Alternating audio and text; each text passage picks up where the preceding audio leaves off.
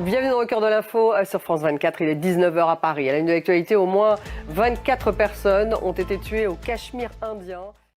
Dans 10 minutes, le débat est consacré à la succession du pape François. Quels sont les enjeux du conclave? Quels seront les grands défis pour l'Église et pour le prochain pape qui pourrait succéder au pape François?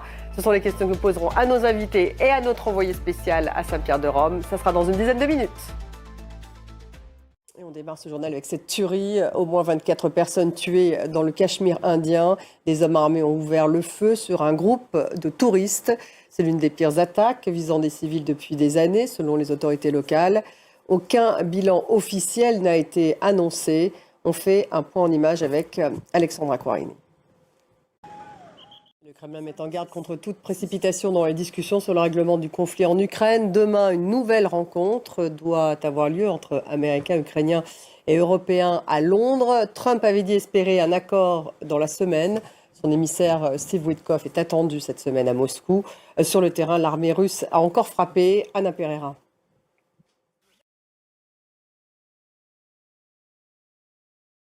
Donc, pour ces fameuses discussions sur l'Ukraine. Actualité en Afrique, en Côte d'Ivoire, Tidjane Thiam, l'un des leaders de l'opposition, vient d'être retiré de la course électorale.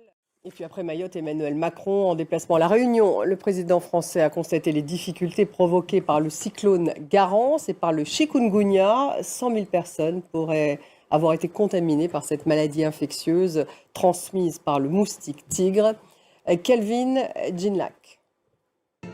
Dans l'Hexagone, plusieurs attaques contre des prisons qui ont été dissuadées. C'est en tout cas une annonce du ministre de la Justice, Gérald Darmanin, sur son compte X, après une nouvelle nuit de tension autour des centres pénitentiaires et de leurs agents, notamment en Isère.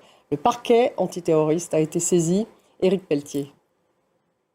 Merci de nous avoir suivis. Restez avec nous dans quelques minutes. Le débat, il est consacré aux obsèques du pape François et surtout à ce calendrier. Que va-t-il se passer maintenant? Quels sont les grands enjeux du conclave? Quels seront les grands défis pour l'Église et puis pour le pape qui va lui succéder? Et d'ailleurs, qui pourrait succéder au pape François?